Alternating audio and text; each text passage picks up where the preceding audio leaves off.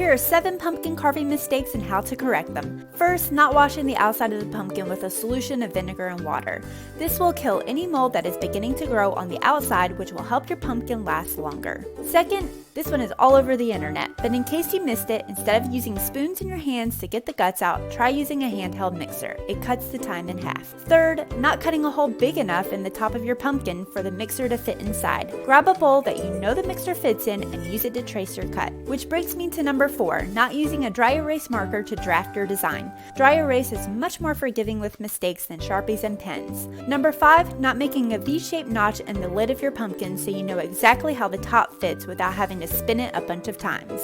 6, not using olive oil around your cuts to prevent drying out. And finally, number 7, instead of using a candle, which makes your pumpkin go bad quicker, try using an LED light. If you like these tips, be sure to follow for more.